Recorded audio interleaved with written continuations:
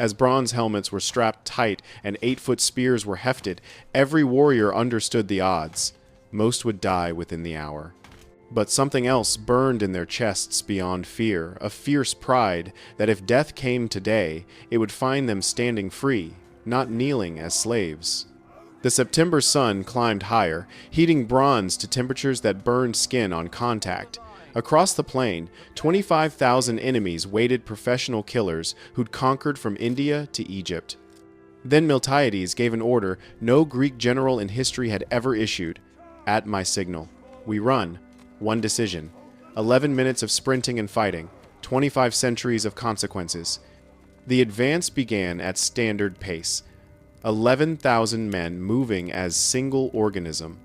Bronze shields overlapping edge to edge, spear points glittering in morning sun, 22,000 feet striking earth in disciplined rhythm.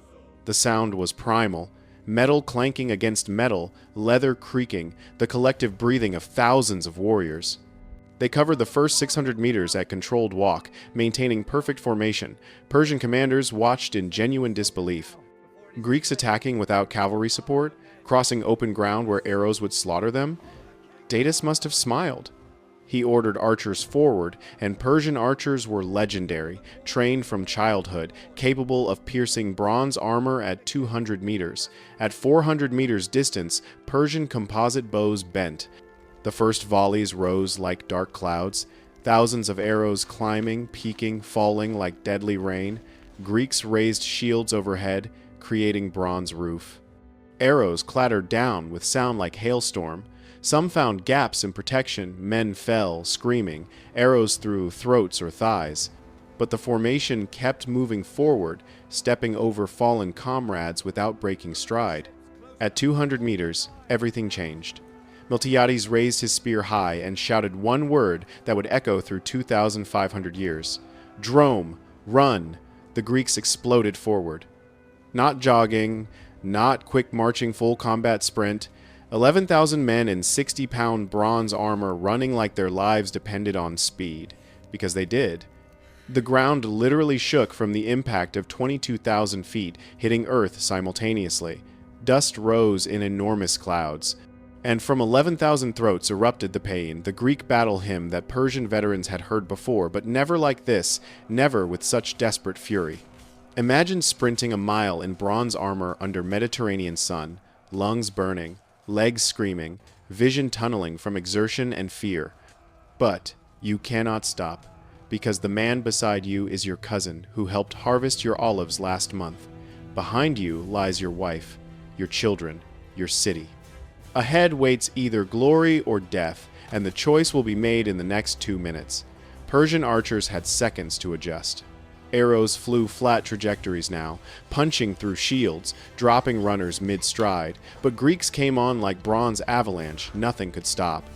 The crash of bronze against wicker shields sounded like thunder rolling across Marathon's plain.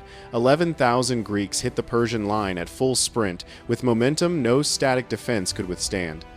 Greek spears 8 feet long punched through Persian shields never designed for such impact, finding flesh beyond. Persian spears measured only 6 feet, meaning Greeks struck first in that crucial initial contact. Bronze spear points against cloth armor and flesh. The mathematics of violence turned brutal in an instant. The reinforced Greek wings, 8 ranks deep, slammed into Persian flanks like battering rams. Persian soldiers packed tightly on the beach, couldn't maneuver, couldn't respond to flank attacks they hadn't anticipated. Those wicker shields, perfect for deflecting arrows, shattered against bronze spear points driven by sprinting momentum and desperate fury. On the right wing, Callimachus led the charge, personally the ceremonial commander, proving his courage by fighting in front rank. His men rolled up the Persian left flank like carpet being pulled. Persians fell by dozens, then hundreds. Blood made sand slippery. Greeks pushed forward in organized savagery, stabbing overhand with short swords after spears broke, shields locked in impenetrable wall. The left wing achieved equal devastating success. Here fought the Plataeans, small-town warriors, with everything to prove, knowing their tiny city survival depended entirely on Athenian victory. They hit Persian right flank with courage born of desperation. Persian commanders, expecting gradual engagement and archer-dominated battle, watched both flanks crumbling within minutes. But the Greek center told a dramatically different story. Weakened to just 4 ranks, they hit the Persian center and bounced backward. These were Persia's best, immortals in scale armor who'd never known defeat, Median veterans, Persian nobles fighting for imperial honor. They not only held but pushed back hard. Greek center ranks, stretched dangerously thin, began bending backward under pressure. Hoplites fell. Bronze armor provided no protection when outnumbered 2 to 1. The Greek center cracked audibly, then broke entirely. Men turned and ran back toward mountains, discipline dissolving into apparent rout. Persian horns blasted triumph. The center formations, thousands of elite troops poured through the gap, pursuing fleeing Greeks with bloodlust. Victory seemed minutes away. But Persia's greatest tactical mistake was believing they were winning. The Persian center streamed forward in pursuit elite immortals in scaled armor, Medes with battle axes, Persian nobles seeking glory in what appeared to be decisive rout. They'd broken the Greek line exactly as doctrine prescribed. Now came the slaughter phase where most casualties occurred, cutting down fleeing enemies from behind. But Miltiades had observed something Persian commanders missed in their excitement. The fleeing Greeks weren't scattering randomly in panic. They ran at calculated angles, drawing pursuers deeper into the plain while maintaining rough unit cohesion. The Persian advance, focused entirely on pursuit, created fatal geometry. Their center jutted forward aggressively while their crumbling flanks fell backward. The battle line no longer formed a straight defensive wall, it curved like a bow drawn to breaking point. Persian officers, drunk on apparent victory, failed to notice their flanks dissolving completely. On both wings, Greeks methodically destroyed all opposition with mechanical efficiency. The 8 deep formations ground forward like bronze machines processing flesh. Every step forward meant dozens of Persian dead littering the beach. Datis, watching from ships offshore, must have seen the disaster first. His army's shape was catastrophically wrong. The center jutted forward, completely unsupported, while both flanks collapsed backward. Any competent commander would recognize mortal danger, but Persian horns couldn't recall troops convinced they were winning. The mathematics turned horrifying. As the Persian center rushed deeper in pursuit, the gap between them and their disintegrating flanks widened exponentially. 100 meters, 200, 300. Greek wings kept grinding inward, maintaining perfect formation, killing everything in their path. Persian soldiers caught between beach and advancing bronze had nowhere to run. Then Miltiades executed the final phase. At the moment of maximum Persian confidence, when their center was fully committed to pursuit, with no possibility of quick withdrawal, he gave a signal. The fleeing Greek center suddenly stopped, turned, and reformed their line with discipline that revealed the retreat had been deliberate bait. It wasn't a rout, it was a trap. And 5,000 Persian elite warriors had swallowed it completely. Both Greek wings, having annihilated Persian flanks, wheeled inward like closing doors. Bronze shields locked, spears leveled forward. 11,000 Greeks who'd fought as 3 separate forces became one continuous crescent-shaped line with 5,000 Persians trapped inside.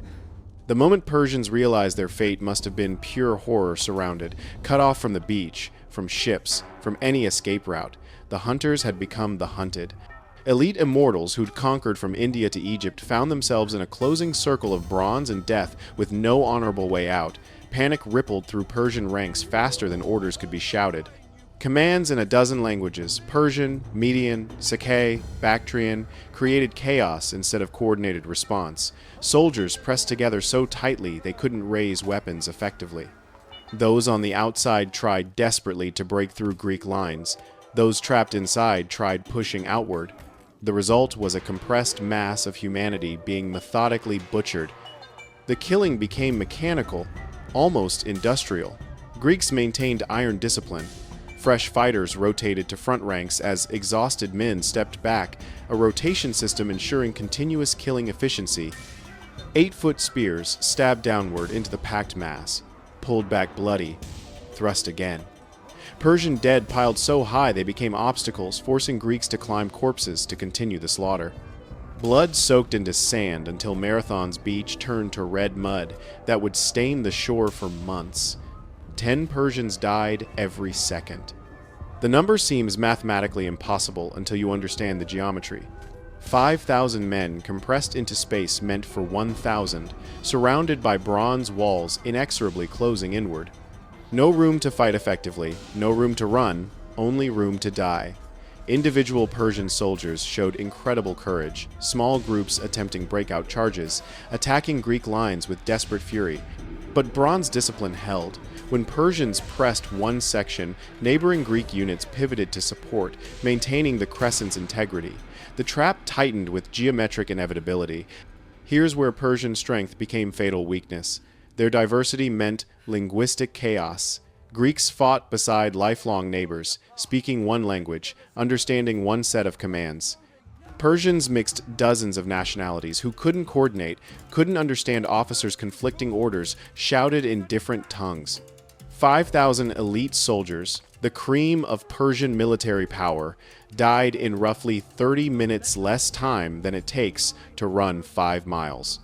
The Greek formation had become a meat grinder, operating with ruthless efficiency.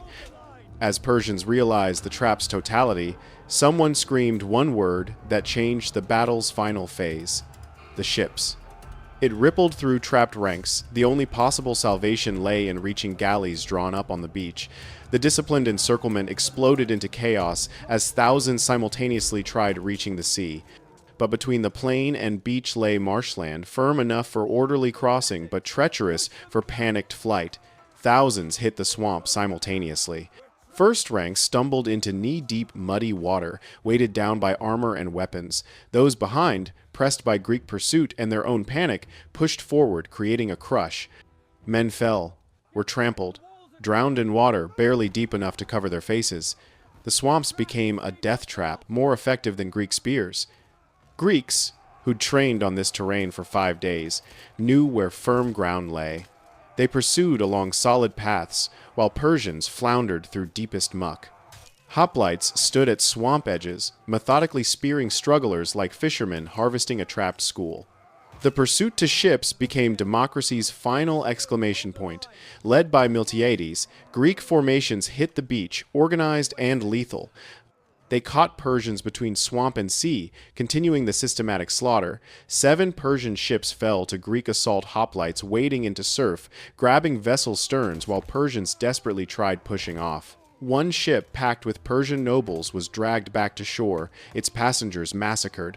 Final toll: 6,400 Persian dead, covering Marathon's beach, clogging the swamps, floating in shallows. Against this 192 Athenian dead, including Callimachus, who died with spear through chest even as victory became certain, but the battle was only half over. Persian ships turned not east toward Asia, but south toward Athens.